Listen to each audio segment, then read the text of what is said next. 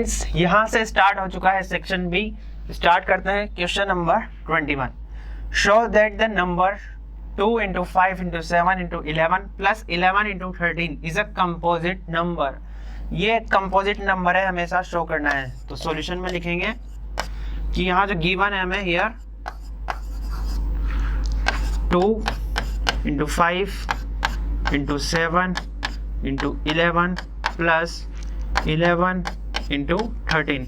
इसको हम किस तरह से लिख सकते हैं? दोनों में 11 कॉमन आ रहा है अपने पास, तो 11 को कॉमन ले लिया, तो जो बचा वो होगा 2 into 5 into 7, यानी कि 10 और 7 से मल्टीप्लाई करेंगे तो 70 प्लस यहाँ बचेगा 13, यानी हम इसे लिख सकते हैं 11 into 83। तो ये जो नंबर है वो दो फैक्टर्स का प्रोडक्ट बन रहा है, दोनों ही 1 के इक्वल नहीं है, दोनों में से कोई भी। यानी कि कोई भी नंबर जब दो फैक्टर्स के प्रोडक्ट के फॉर्म में लिखा जा सके तो वो क्या होता है? कंपोजिट नंबर होता है। सो विच इज या which can be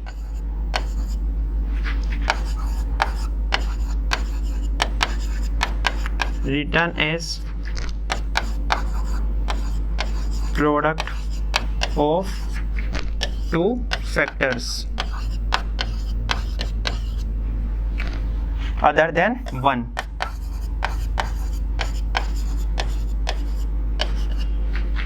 So given number is a composite number।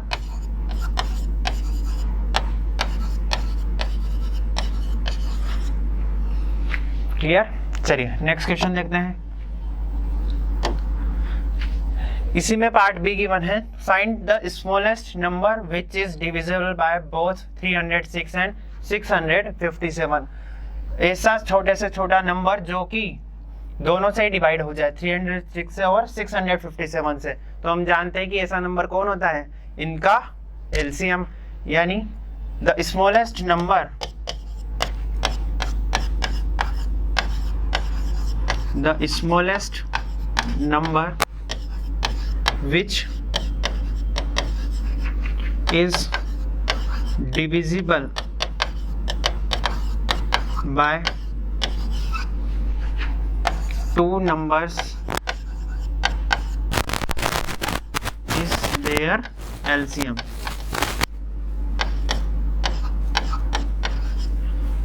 So required number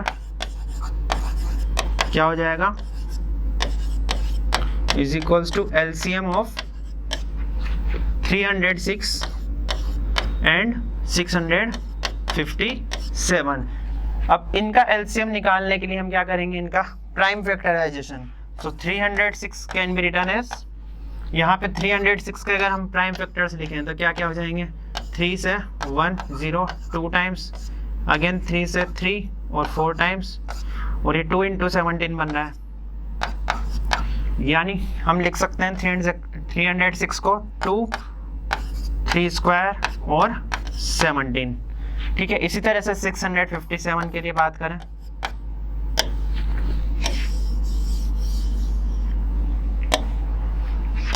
तो 657 यहाँ क्या लिख देंगे? कैंसिल आउट हो रहा है अपने पास 3 से, तो 3 2s are एंड 3 1 और 27 यानी कि 9। फिर अगेन 3 से 1 21 एंड 3 3 9, और 73 एक प्राइम नंबर है, यानी 657 क्या हो गया? 3 का स्क्वायर इंटू 73। ये प्राइम फैक्टराइजेशन कर दिया। अब एलसीएम कैसे लेते हैं हम? एलसीएम के लिए यहाँ जितने भी प्राइम नंबर्स आ रहे हैं उनकी हाईएस्ट पावर ले लेंगे, यानी एलसीएम कितना हो जाएगा? नेक्स्ट पेज में लिख लें। जो एलसीएम है 306 का और 657 का, वो है, देखो 2 की हाईएस्ट पावर 1 ही है, 2 और 3 का square into 17 into 73, 2 3 square into 17 into 73। यहाँ पे हो गया 9 2 18, 18 को 17 से मल्टीप्लाई करेंगे तो 17 का स्क्वायर 289 और 17 और ऐड कर देंगे उसमें तो 306, यानी कि यहाँ तक तो हो जाएगा अपने पास 306 मल्टीप्लाइड बाय 73। यहाँ मल्टीप्लाई कर लेंगे 306 को और 73 को, तो ये 18 और 9 7 6 42 और 21, यानी कि हो जाएगा 8 3 13 2 2, यानी कि 22,338 इज द रिक्वायर्ड नंबर। चलिए next question number 22। Find the radius of the circle with centre at origin if line L given by x plus y is equals to 5 is tangent to the circle at point P। यहाँ पर circle दिया गया है जिसका centre 0,0 है और L जो है उसकी equation x plus y is equals to 5 है, और यहाँ पे जो पॉइंट ऑफ कॉन्टेक्ट है P उसके कोऑर्डिनेट्स गिवन है 3, A। हमें क्या पूछा है? रेडियस फाइंड आउट करनी है। तो देखो यहाँ पे जो पॉइंट P है वो लाइन L पर है, since point P lies on line L, सो जो P के कोऑर्डिनेट्स होंगे वो किसे सेटिस्फाई करेंगे? गिवन इक्वेशन को, यानी x plus Y is equals to 5। x plus Y is equals to 5 को कौन सेटिस्फाई करेगा? 3, A। तो हम x की जगह तो लिख देंगे 3 और y की जगह क्या लिख देंगे? a इज इक्वल्स टू 5, यानी a की वैल्यू कितनी आ जाती है यहाँ से? 2। अब a की वैल्यू आ चुकी है 2, यानी कि p के कोऑर्डिनेट्स क्या हो चुके हैं अपने पास? So p is equals to जो कोऑर्डिनेट्स है इसके 3, 2 एंड सेंटर के कोऑर्डिनेट्स गिवन है 0,0। सो हम लिख सकते हैं radius of circle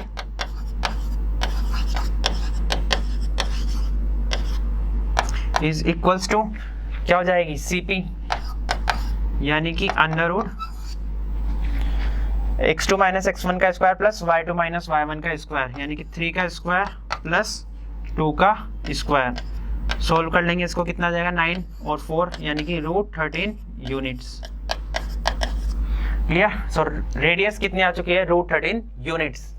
next question देखते हैं, क्वेश्चन नंबर 23। इसमें 23 से पहले अपने पास विजुअली इंपेयर्ड स्टूडेंट्स के लिए इसी क्वेश्चन में एक अनदर क्वेश्चन गिवन है, उसे भी सॉल्व करते हैं। देखिए, find the radius of the circle whose end points of a diameter are 0,0 and 6,8, यानी कि डायमीटर के एंड पॉइंट्स हमें गिवन है तो रेडियस पूछिए। जब डायमीटर के एंड पॉइंट्स गिवन है तो क्या हम डायमीटर कैलकुलेट कर सकते हैं? Diameter since end points of diameter are 0,0 and 6,8, so जो डायमीटर की लेंथ कितनी हो जाएगी यहाँ पे? Diameter total under root 6 minus 0 का स्क्वायर यानी कि 6 का स्क्वायर प्लस 8 माइनस 0 का स्क्वायर यानी कि 8 का स्क्वायर 36 प्लस 64 यानी कि 100 और स्क्वायर रूट लेने पर 10 यूनिट्स। तो ये तो क्या हो गया?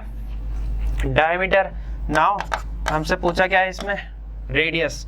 Now radius is equals to क्या हो जाएगी? डायमीटर की आधी, यानी कि 1/2 टाइम्स ऑफ डायमीटर। सो ये कितना हो जाएगा? 1/2 इंटू 10, यानी कि 5 यूनिट्स। क्लियर है? चलिए next question. Next question number 23। If the zeros of the quadratic polynomial x square plus a plus 1 into x plus b are 2 and -3, then find the values of a and b।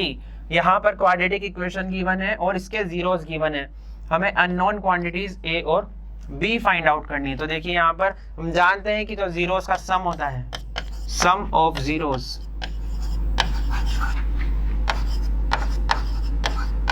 ये किसके equal होता है? Minus coefficient of x upon coefficient of x square, यानी ये किसके equal हो जाएगा? -a+1 के। सम ऑफ जीरोस, यहाँ जीरोस क्या क्या गिवन है? 2 और -3, यानी कि 2 + -3, ये तो हो गया सम ऑफ जीरोस, और ये किसके इक्वल हो जाएगा, -a -1 के, ये हो गया -1 और इधर -1 से कैंसिल आउट, यानी कि a की वैल्यू अपने पास कितनी आ गई, 0। इसी तरह से प्रोडक्ट ऑफ जीरोस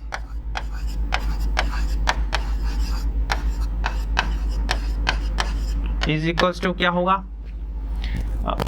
जो कांस्टेंट टर्म है वो upon coefficient of x square, यानी कि यहाँ पर b के इक्वल, और जो जीरोस हमें गिवन है उनसे हम लिख सकते हैं 2 into -3 is equals to b, यानी कि b की जो वैल्यू है वो कितनी आ जाती है, -6। सो a अपने पास आ चुका है 0 और b की वैल्यू कितनी आ चुकी है, -6। ठीक है, चलिए next question, question number 24। Find the nature of roots of the quadratic equation x square plus 4x minus 3 root 2 is equals to 0। यानी कि इस क्वाड्रेटिक इक्वेशन के रूट्स का नेचर हमें फाइंड आउट करना है कि वो रियल होंगे या इमेजिनरी, या और साथ ही साथ वो इक्वल होंगे या डिस्टिंक्ट होंगे। तो इसके लिए हम क्या यूज करते हैं, डिस्क्रिमिनेंट, यानी यहां हम लिखेंगे discriminant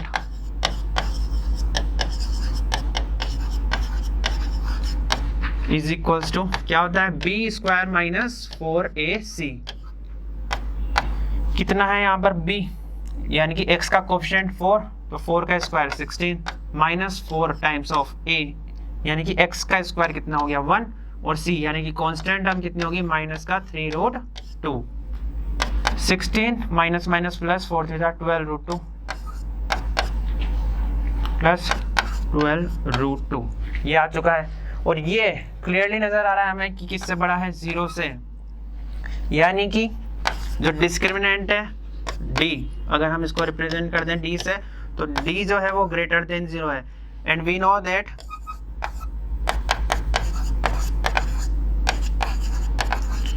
if discriminant is greater than 0 then जो रूट्स होते हैं वो क्या होते हैं, रूट्स ऑफ quadratic equation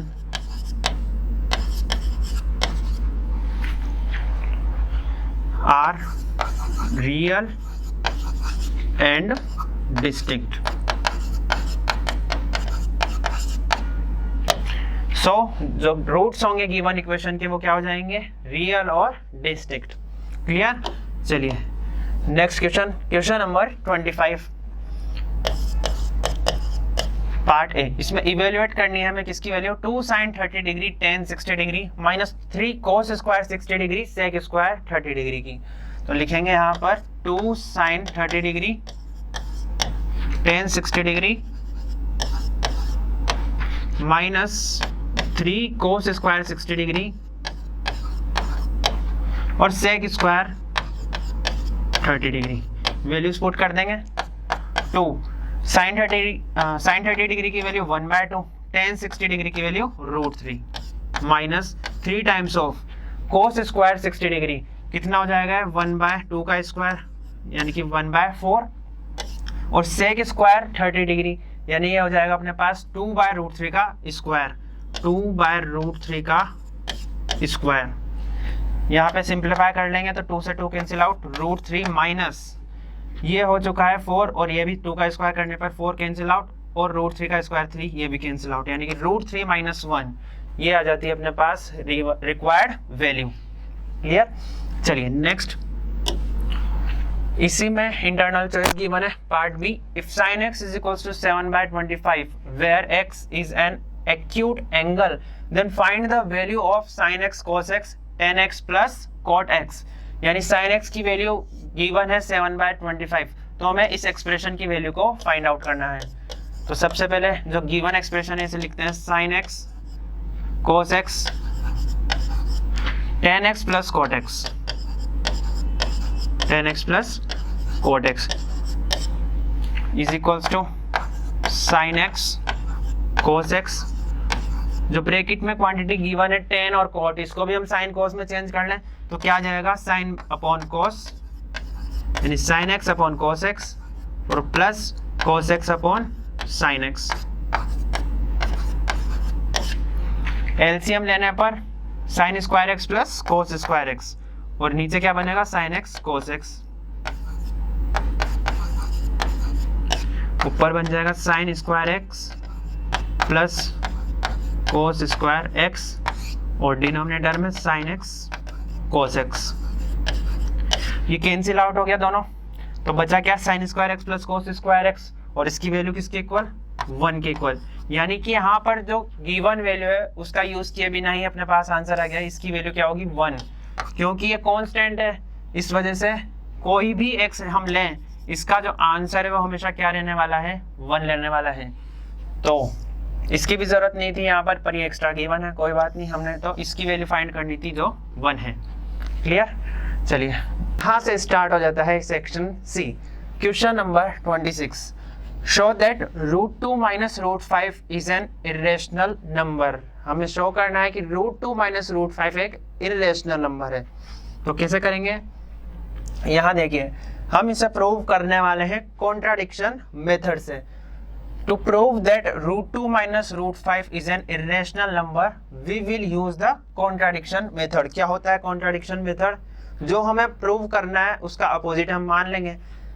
हमें ये प्रूव करना है कि ये इरेशनल नंबर है, तो हम इसको अज्यूम कर लेंगे कि ये एक रेशनल नंबर है, लेकिन ये अज्यूम करने से हम एक ऐसे रिजल्ट पे पहुंचेंगे जो ट्रू नहीं होगा। तो इस वजह से हम कह देंगे कि जो हमने अज्यूम किया था वो गलत था, तो ये क्या हो जाएगा एक इरेशनल नंबर। तो let if possible √2 - √5 is equals to x where x is any rational number. Clearly x is not equals to 0। यहाँ पर x नजर आ रहा है साफ साफ कि ये 0 के इक्वल नहीं है। हमने क्या मान लिया इसको एक rational number. So √2 is equals to x plus √5। This implies that 2 is equals to x plus √5 का स्क्वायर। √5 को ले जाएंगे RHS में और दोनों तरफ क्या कर देंगे whole square. 2 is equals to यहाँ एक्सपेंड करेंगे तो x square plus 5 plus 2√5x। So minus x square minus 3 is equals to 2√5x। ये किसके इक्वल हो जाएगा -x स्क्वायर -3 अपॉन 2x के इज इक्वल्स टू √5। अब यहाँ देखो जो √5 है वो क्या है एक इरेशनल नंबर, ये हम पहले से जानते हैं, जबकि जो LHS इसमें बन रहा है वो एक रेशनल नंबर बन रहा है। Not √5 is an irrational number as the square root of any prime number is always an irrational number. In equation 1, LHS is a rational number while RHS is an irrational number, but an irrational number cannot be equal to rational number. देखो √5 एक prime number का square root है जो कि हमेशा क्या होगा एक इरेशनल नंबर होगा। यानी कि यहाँ RHS तो इरेशनल है जबकि LHS रेशनल है, और हम जानते हैं कि रेशनल नंबर कभी भी इरेशनल नंबर के इक्वल नहीं हो सकता। इसका मतलब ये जो अपने पास रिजल्ट आया वो कैसा है गलत है, फॉल्स है। तो जो हमने एज्यूम किया था स्टार्टिंग में कि √2 - √5 है, हमारा एजम्पशन क्या था गलत था। thus √2 - √5 is N rational number. Clear. चलिए नेक्स्ट क्वेश्चन देखते हैं। Question number 27, the frequency distribution table of agriculture holdings in a village is given below। यहाँ पर हमें एक डेटा दिया गया है जिसमें कुछ नंबर ऑफ फैमिलीज दी गई है जिनके पास जो एरिया ऑफ लैंड है वो गिवन है। यानी कि 20 नंबर ऑफ फैमिलीज ऐसी हैं जिनके पास एरिया ऑफ लैंड 1 से 3 हेक्टेयर्स के बीच में है। 45 नंबर ऑफ फैमिलीज के पास जो लैंड एरिया है वो 3 to 5 हेक्टेयर्स के बीच में है, और इसी तरह से आगे गिवन है। Find the model agriculture holdings of the village. हमें क्या फाइंड करना है मॉडल एग्रीकल्चर होल्डिंग्स, यानी कि जो गिवन डेटा है उसका मोड हमें फाइंड आउट करना है। तो क्या करेंगे इसके लिए, देखिए यहाँ एरिया ऑफ लैंड ये हमें गिवन है, नंबर ऑफ फैमिलीज ये हमें गिवन है। अब हम जानते हैं कि जो मॉडल क्लास होती है वो किसके करस्पॉन्डिंग होगी, जो हाईएस्ट नंबर ऑफ फ्रीक्वेंसी है उसके करस्पॉन्डिंग। यहाँ पर जो हाईएस्ट नंबर हमें नजर आ रहा है वो क्या है 80, यानी कि 80 के करस्पॉन्डिंग जो क्लास गिवन है वो क्या हो जाएगी मॉडल क्लास, यानी 5 to 7 अपने पास मॉडल क्लास हो गई। अब मॉडल क्लास के करस्पॉन्डिंग जो फ्रीक्वेंसी है उसे हम नाम दे देते हैं F1। इससे जो प्रीसीडिंग क्लास है उसकी फ्रीक्वेंसी को हम बोल देते हैं F0, और बाद वाली क्लास की जो फ्रीक्वेंसी है उसको हम बोल देते हैं F2। सो जो मोड का फॉर्मूला होगा अपने पास वो क्या हो जाएगा L plus F1 minus F0 upon 2F1 minus F0 minus F2 into H। यहाँ मॉडल क्लास हम देख चुके हैं 5 to 7 है। लोअर लिमिट जो है मॉडल क्लास की वो क्या है 5, और क्लास साइज जो है यहाँ पर कितने का गैप है सब में 2 का, तो h इज इक्वल्स टू 2। यहाँ वैल्यूज पुट कर देंगे, lower limit 5 plus f1 minus f0। देखो f1 हम देख चुके हैं कि 80 है और f0 जो है वो 45। यहाँ वैल्यूज पुट कर दी केवल 2f1 minus f0 minus f2 की और इंटू h, तो ये अपने पास आता है 6.16 बार, यानी कि जो अप्रोक्सीमेटली मॉडल एग्रीकल्चर होल्डिंग्स है उस विलेज की वो क्या है 6.17 हेक्टेयर। क्लियर। नेक्स्ट, इसी में इंटरनल चॉइस गिवन है part B, if the mean of the following distribution is 54 find the value of p। यहाँ पर हमें मीन ऑलरेडी गिवन है और एक अननोन क्वांटिटी है p, इसकी वैल्यू फाइंड आउट करनी है। तो इसके लिए सबसे पहले, क्योंकि मीन गिवन है तो मीन के लिए हमें क्या चाहिए, जो क्लास इंटरवल्स हैं इनके मिड वैल्यूज। तो हम यहाँ टेबल फॉर्म करेंगे तो क्लास इंटरवल्स और फ्रीक्वेंसीज तो गिवन है, मिड वैल्यूज लिख लेंगे सभी क्लास इंटरवल की। तो 0 से 20 तक इसके लिए मिड वैल्यू 10, 20 से 40 तक के लिए 30, यहाँ 50, 70 और 90। अब क्योंकि मीन गिवन है तो मीन को फाइंड आउट करने के लिए हमारे पास क्या फॉर्मूला हो सकता है, एज्यूम्ड मीन मेथड के लिए। एज्यूम्ड मीन मेथड से हम देखें तो x is equals to a plus D bar into H, जहां पर जो डी बार है वो क्या होगा sigma F I D I upon sigma F I, और जो डी आई है वो हम कैसे कैलकुलेट करते हैं, डी आई के लिए फॉर्मूला हो जाएगा एक्स आई माइनस ए अपॉन एच।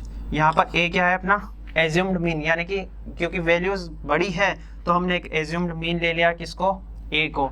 यहाँ पर हमने एज्यूम्ड मीन माना है 30 को, तो एक्स आई माइनस क्या कर देंगे 30 और अपॉन एच, यानी कि जो क्लास इंटरवल है वो 20 का है। तो एक्स आई माइनस 30 अपॉन एच करने पर डी आई की वैल्यूज हमें मिलती है इस तरह से। देखिए एक्स आई क्या है यहाँ 10 माइनस 30 करेंगे तो माइनस 20, और क्लास इंटरवल कितना है 20, तो -1। इसी तरह से आगे अपने पास 0, 1, 2, 3 आ जाएगी, सेम प्रोसेस है सभी में। फिर इसके बाद एफ आई डी आई, यानी कि करस्पॉन्डिंग फ्रीक्वेंसीज को मल्टीप्लाई कर देंगे डी आई की वैल्यूज से, यानी कि 7 इंटू -1 -7, यहाँ p इंटू 0 हो जाएगा 0, 10 इंटू 1 10, 9 इंटू 2 18 और 13 इंटू 3 39। इसके बाद हम सिग्मा एफ आई की जरूरत है हमें आगे, और सिग्मा एफ आई डी आई की जरूरत है आगे, तो इनका सम फाइंड आउट कर लेंगे। सिग्मा एफ आई यहाँ कितना आ जाता है 39 प्लस p, और sigma F I D I कितना आ जाता है 60। अब कुछ नहीं करना, इनकी वैल्यूज हमें पुट करनी है। हमने एज्यूम्ड मीन कितना लिया है 30, width of the interval is 20। So mean is equals to, formula हमने यहाँ लिख चुके हैं, X bar is equals to a plus D bar H, जहाँ डी बार क्या हो जाएगा sigma F I D I upon sigma F I. तो देखो a की वैल्यू 30 प्लस डी बार की जगह sigma F I D I, तो sigma F I D I कितना है अपने पास 60, तो 60 अपॉन यहाँ पर सिग्मा एफ आई कितना है 39 प्लस p और इंटू h, क्लास साइज कितनी हो गई 20, और इज इक्वल्स टू किसके इक्वल है, हमें क्वेश्चन में गिवन है कि जो मीन है इस डिस्ट्रीब्यूशन का वो है 54, तो इसको इक्वेट कर देंगे 54 के, आगे सिंप्लीफाई करेंगे तो कितना आ जाएगा अपने पास 50 is equals to 39 plus p, यानी कि यहाँ से जो p की वैल्यू है वो कितनी आ जाती है 11। क्लियर है। चलिए नेक्स्ट क्वेश्चन देखते हैं, question number 28। A quadrilateral ABCD is drawn to circumscribe a circle as shown in the given figure। यहाँ पर एक quadrilateral दिया गया है जो कि एक सर्किल को circumscribe कर रहा है। Show that AB plus CD upon AD plus BC is equals to 1। क्या शो करना है हमें कि AB plus CD यानी कि अपोजिट साइड्स का जो सम है इनका रेशियो 1 के इक्वल होता है, ये हमें शो करना है। देखो कैसे करेंगे, यहाँ पर देखो ये क्वाड्रिलेटरल है तो ये जो साइड्स है इसके लिए टेंजेंट्स का काम कर रही है। हम जानते हैं एक्सटर्नल पॉइंट से जब टेंजेंट्स बनाई जाती है तो उनकी लेंथ इक्वल होती है, यानी कि tangents drawn to a circle from an external point are equal. So AP is equals to AS, PB is equals to BQ, यहाँ पे करस्पॉन्डिंग लेंथ इक्वल हो जाएगी, AP is equals to AS, BP is equals to BQ, इसी तरह से CR is equals to CQ और DR is equals to DS। Then हम क्या कर देंगे इन सभी को LHS में LHS और RHS में RHS को ऐड करने पर क्या आ जाएगा AP plus PB plus CR plus RD is equals to AS plus BQ plus CQ plus DS, यानी कि इन साइड्स का सम आ जाएगा अपने पास AP प्लस PB और RC प्लस DC। इसी तरह से RHS में आ जाएगा BQ प्लस CQ और AS प्लस DS। तो जब मिलाकर लिखेंगे इसको तो क्या बन जाएगा AB plus CD is equals to BC plus AD, BC plus AD। और इसको अपॉन में ले जाएंगे तो जो हमें रिक्वायर्ड रिजल्ट है, जो हमें प्रूव करना था, वो आ जाएगा। इनका रेशियो किसके इक्वल, 1 के इक्वल। क्लियर है? चलिए नेक्स्ट, इसी में विजुअली इंपेयर्ड स्टूडेंट्स के लिए क्वेश्चन गिवन है, क्या है देखते हैं। Show that parallelogram circumscribing a circle is a rhombus, यानी कि किसी सर्किल को सर्कमस्क्राइब करते हुए एक पैरेललोग्राम बनाया जाए तो पैरेललोग्राम क्या होने वाला है, एक रोम्बस। कैसे प्रूव करेंगे देखिए। Parallelogram ABCD circumscribes a circle as shown in the figure। यहाँ पर एक पैरेललोग्राम ABCD बनाया गया है जो सर्किल को सर्कमस्क्राइब कर रहा है। Tangents drawn to a circle from an external point are equal, जैसा कि अभी हमने इससे पहले वाले क्वेश्चन में भी किया था कि टेंजेंट्स की लेंथ इक्वल होती है, सेम वही प्रोसेस यहाँ पे करना है। टेंजेंट्स की लेंथ इक्वल होती है, इस वजह से AP जो किसके इक्वल हो जाएगी, AS के, BP BQ के, CR CQ के और DR DS के, वही यहाँ लिखा है। On adding the above equations, जैसे कि इससे पहले क्वेश्चन में हमने किया था कि इक्वेशंस को ऐड किया जाता है, LHS में LHS और RHS में RHS को ऐड करने पर ये लाइन अपने पास बन जाएगी AB और ये CD, यानी कि AB plus CD is equals to AD plus BC। यहाँ तक तो वही प्रोसेस है सेम। अब इस क्वेश्चन में एक्स्ट्रा क्या है कि गिवन है ये एक पैरेललोग्राम है, यानी जो अपोजिट साइड्स है उनकी लेंथ क्या होगी, सेम, यानी CD की जगह भी हम क्या लिख सकते हैं, AB। सो CD की जगह भी AB लिखेंगे तो ये क्या हो जाएगा, 2 टाइम्स ऑफ AB, और यहाँ भी AD प्लस BC है तो AD की जगह भी किसको रिप्लेस कर देंगे, अगेन BC को, क्योंकि अपोजिट साइड्स इक्वल है, तो 2 टाइम्स ऑफ BC, यानी AB इज इक्वल्स टू क्या हो चुका है, AB इज इक्वल्स टू क्या हो चुका है, BC। और हम जानते हैं किसी पैरेललोग्राम में यदि एडजेसेंट साइड्स इक्वल हो तो वो पैरेललोग्राम क्या होगा, एक रोम्बस होगा, यानी since in parallelogram ABCD a pair of adjacent sides are equal, hence ABCD is a rhombus। Next question number 29, on a particular day 50,000 people attended a cricket test match between India and Australia in Sydney cricket ground। Let X be the number of adults attended the cricket match and Y be the number of children attended the cricket match। यहाँ पर 50,000 लोगों ने cricket match attend किया, जिसमें से जो number of adults हमें given है X और नंबर ऑफ चिल्ड्रन गिवन है Y। Cost of an adult ticket was 1000 while cost of a child ticket was 200, यानी कि एक एडल्ट के लिए टिकट की जो प्राइस है वो 1000 है, जबकि एक चाइल्ड के लिए 200 है। On that day revenue earned by selling all 50,000 tickets was 20 lakh, यानी कि 4 crore 20 lakh rupees. Find how many adult and how many children attended the cricket match. तो हमें यहाँ जो X और Y है इनकी वैल्यूज फाइंड करनी है कि कितने नंबर ऑफ एडल्ट और कितने नंबर ऑफ चिल्ड्रन ने क्रिकेट मैच अटेंड किया। क्या क्या इन्फॉर्मेशन गिवन है, एक तो इनका नंबर X और Y ये हमें फाइंड आउट करना है जो, और एक एडल्ट के लिए टिकट की प्राइस 1000 है, चाइल्ड के लिए टिकट की प्राइस 200 है। टोटल नंबर ऑफ टिकट्स 50,000 है, यानी कि X प्लस Y। क्लियरली नजर आ रहा है कि दोनों नंबर जो ऐड कर देंगे तो कितना हो जाएगा 50,000, और साथ ही साथ यहाँ रेवेन्यू गिवन है, यानी कि इनकी टिकट प्राइस के लिए जो टोटल अमाउंट है वो है 4 करोड़ 20 लाख। तो देखें इसका सॉल्यूशन क्या होगा। According to the question 1000x plus 200y is equals to 4 crore 20 lakh. यहाँ पे देखिए X नंबर ऑफ एडल्ट्स हैं और एक के लिए टिकट की प्राइस कितनी है 1000, सो टोटल के लिए कितनी हो जाएगी 1000x, और इसी तरह से नंबर ऑफ चिल्ड्रन है Y और एक के लिए जो टिकट की प्राइस है वो है 200, सो टोटल जो प्राइस होगी चिल्ड्रन के लिए टिकट्स की वो कितनी हो जाएगी 200y। सो 1000x प्लस 200y ये किसके इक्वल होगा, जो टोटल रेवेन्यू है 4 करोड़ 20 लाख इसके इक्वल, यानी कि 1000x प्लस 200y किसके इक्वल हो जाएगा 4 करोड़ 20 लाख के इक्वल। यानी यहाँ पे सोल्व कर लेंगे इसको 200 से कैंसिल आउट करके 5x plus y is equal to कितना आ जाएगा 2,10,000। एक इक्वेशन तो ये बन गई अपने पास, और जो हम बात कर रहे थे कि जो टोटल नंबर ऑफ पीपल है वो कितने 50,000, यानी कि टोटल नंबर ऑफ टिकट्स कितने हो जाएंगे x plus 5 is equal to 50,000। तो एक इक्वेशन हमें ये मिल जाएगी x plus 5 is equal to 50,000, ये सेकंड इक्वेशन। दोनों को सोल्व कर लेंगे, 1 माइनस 2 करने पर 4x इज इक्वल टू 1,60,000, यानी x की वैल्यू कितनी आ जाती है यहाँ पे 40,000, और एक जो x की वैल्यू है अपने पास मिल गई, उसको सब्स्टिट्यूट कर देंगे सेकंड इक्वेशन में, तो y की वैल्यू कितनी आ जाएगी 10,000।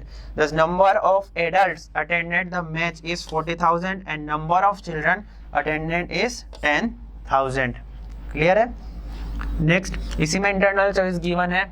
सेकंड क्वेश्चन पूछा है solve for x and y graphically. तो दो लीनियर इक्वेशंस गिवन है x और y में, इसको ग्राफिकली हमें सॉल्व करना है। अब जब लीनियर इक्वेशंस अपने पास होती है तो इसे सॉल्व करने के लिए सबसे पहले तो इसे ग्राफ पेपर पे ड्रॉ करेंगे। ड्रॉ करने के लिए हमें कोई 2 पॉइंट रिक्वायर्ड है, दो से ज्यादा भी हम निकाल सकते हैं, लेकिन मिनिमम 2 तो रिक्वायर्ड ही है। तो यहाँ पर 2x + y = 6, इसके लिए हमने पॉइंट्स लिख लिए x और y के क्या क्या। अगर x = 2 यहाँ पुट करें तो y = कितना आ जाएगा सिंप्लीफाई करने पर 2। अगर x = 3 होगा तो y = 0, और x = 0 पुट करने पर y = 6। सबसे इजी कौन से होते हैं? जो कोऑर्डिनेट एक्सिस है इस पर पॉइंट्स लेना। तो जो गिवन इक्वेशन होती है इसमें एक बार x पुट कर दो 0 और एक बार y पुट कर दो 0, तो कोऑर्डिनेट एक्सिस पे हमें पॉइंट्स मिल जाते हैं इजीली। तो 2x + y के लिए जो लाइन बनेगी वो कौन सी होगी? ये पर्पल कलर की जो यहाँ शो की गई है। देखो पॉइंट्स है अपने पास 3,0, ये रहा x एक्सिस पर 3,0, एक पॉइंट है 0,6, यानी y एक्सिस पर ये रहा 0,6, दोनों को ज्वाइन कर देंगे तो ये लाइन मिल जाएगी। इसी तरह से जो दूसरी इक्वेशन गिवन है x + y = 5, इसमें भी 2 पॉइंट्स ले लेंगे कोऑर्डिनेट एक्सिस पर। एक बार x को 0 पुट करेंगे तो y 5 मिल जाएगा, एक बार y को 0 पुट करेंगे तो x 5 मिल जाएगा, और हम चाहें तो एक्स्ट्रा पॉइंट्स भी निकाल सकते हैं 2 और 3, यानी कि 0,5 और 5,0, ये रहा 5,0 और 0,5, दोनों को ज्वाइन कर देंगे। अब सॉल्यूशन क्या होगा? जहां भी ये दोनों लाइन इंटरसेक्ट करेगी उस पॉइंट के कोऑर्डिनेट से अपना सॉल्यूशन है। यानी यहाँ कहाँ इंटरसेक्ट कर रही है 1,4 पर, यानी x = कितना हो गया 1 और y = 4 is our required solution. चलिए नेक्स्ट, इसी में विजुअली इंपेयर्ड स्टूडेंट्स के लिए क्वेश्चन गिवन है। On a particular day 50,000 people attended a cricket match. तो ये सेम क्वेश्चन गिवन है जो अभी हमने सॉल्व किया है। Between India and Australia in Sydney cricket ground, let x be the number of adults attended the cricket match and y be the number of children attended the cricket match. Cost of an adult ticket was 1,000 while cost of a child ticket was 200. On that the revenue earned by selling all 50,000 tickets was 4 crore 20 lakh. Find how many adults and how many children attended the cricket match. तो ये question just अभी हम solve कर चुके हैं, ये same ही दिया गया है। इसका जो पार्ट बी है वो यहाँ डिफरेंट है। क्या है? A 2 digit number is 6 times the sum of its digit. एक 2 डिजिट नंबर है, वो उसकी डिजिट के सम के 6 times है। The number formed by reversing the digits is 9 less than the given number. यानी कि अगर हम उस नंबर की डिजिट्स को रिवर्स कर देते हैं, फॉर एग्जांपल हम एक बार के लिए मान लेते हैं कि 98 वो नंबर है, तो इसकी डिजिट्स को रिवर्स करने का मतलब है कि जो नंबर बनेगा नया वो है 89। तो कहा गया है कि 89 जो है वो अपने पुराने वाले नंबर से 9 कम है। यहाँ पे कुछ भी आ सकता है अपना आंसर, ये जस्ट एग्जांपल हमने लिखा है, ठीक है। तो फाइंड द नंबर, कैसे फाइंड करेंगे देखिए यहाँ। Let unit place digit be x and tens place digit be y। Unit place की डिजिट हमने मान ली x है और टेंस प्लेस की डिजिट y है, तो जो नंबर बनेगा वो क्या हो जाएगा 10y + x, ओरिजिनल नंबर। और इसकी जो डिजिट्स है उसको रिवर्स करने पर नंबर बनेगा 10x + y। अब सबसे पहली लाइन जो गिवन है उससे हम लिख सकते हैं क्या, देखिए जो डिजिट नंबर है वो 6 times है उसके डिजिट्स के सम के, यानी यहाँ पर जो 10y + x है, 10y + x वो 6 times है उसकी डिजिट्स के सम के। इससे अपने पास एक इक्वेशन मिलती है 5x - 4y = 0। फिर सेकंड कंडीशन क्या थी कि इसकी डिजिट्स को रिवर्स करके जब नंबर लिखा जाता है तो वो पुराने नंबर से 9 कम है, 9 कम है। तो इसको फर्स्ट स्टेप हम इसकी ये भी लिख सकते हैं कि नंबर जो रिवर्स करके लिखा है वो क्या था अपने पास 10x + y। तो 10x + y ये ओरिजिनल नंबर से 9 कम है। ओरिजिनल नंबर क्या था 10y + x, और इससे 9 कम है। क्लियर? इसी की सेकंड स्टेप ये हो जाएगी। यहाँ पर देखो 10y + x और minus 10x plus Y is equals to 9। Clear है? सिंप्लीफाई कर लेंगे इसको तो minus 9x plus 9y is equals to 9 और x minus Y is equals to -1।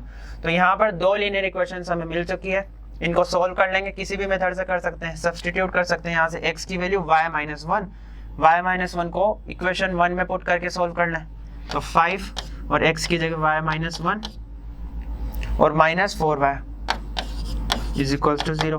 तो 5y - 4y और ये -5 जो कि इक्वल में जाके प्लस का 5, यानी कि y इज इक्वल्स टू कितना आ गया 5 और x की वैल्यू यहाँ से कितनी आ गई y-1 यानी कि 4। So on solving 1 and 2 we get x is equals to 4 and y is equals to 5.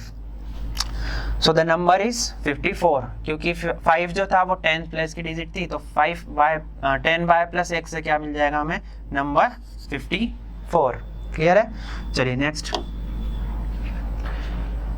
Question number 30 है, prove that sin x minus cos x plus 1 into sec x minus 10x is equals to sin x plus cos x minus 1। ये हमें prove करना है।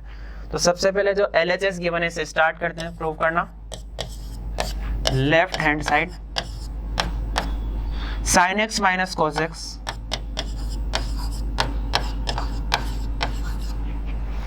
Plus 1 और sec x minus 10x, sec x minus 10x। क्योंकि result हमें sine cos में चाहिए, इसको भी साइन कॉस में बदल लेते हैं। तो क्या आ जाएगा यहाँ sin x minus cos x plus 1, यहाँ क्या हो जाएगा 1 अपॉन cos x और ये क्या होगा माइनस का sin x upon cos x। तो दोनों में जो डिनोमिनेटर बन रहा है cos x आ रहा है तो एलसीएम ले लिया cos x का और यहाँ जाएगा 1 माइनस sin x। क्लियर है यहाँ तक?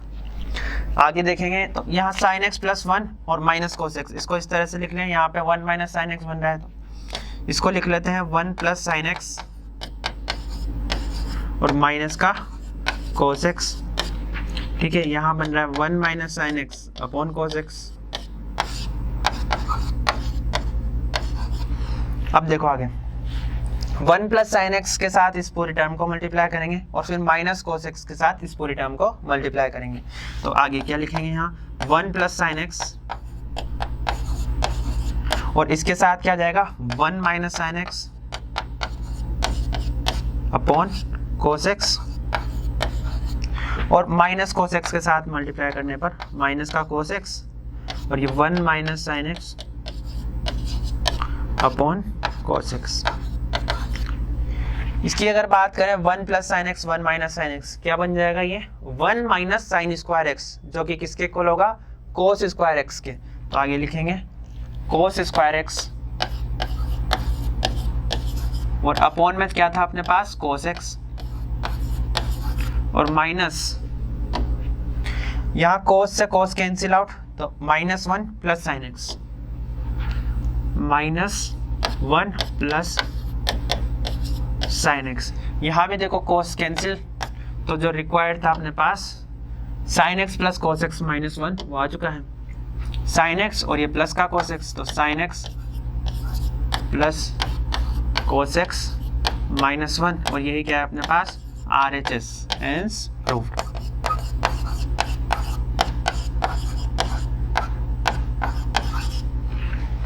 क्लियर है यहाँ तक? Next question number 31, the sum of first n terms of an AP is 5n square minus n, find the nth term of the AP। तो sum of n terms given है और nth term हमें find करनी है। तो हम जानते हैं क्या nth term के लिए क्या करते हैं sn minus 1। तो यहाँ given लिख लेंगे, क्या है given sum of first n terms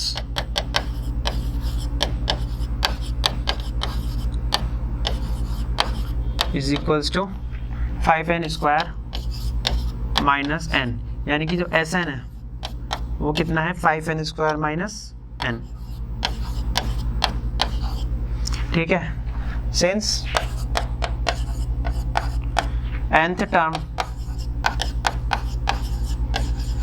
of arithmetic progression is equals to T N is equals to S N minus S N minus 1। इसी तरह से मिलेगी हमें nth टर्म।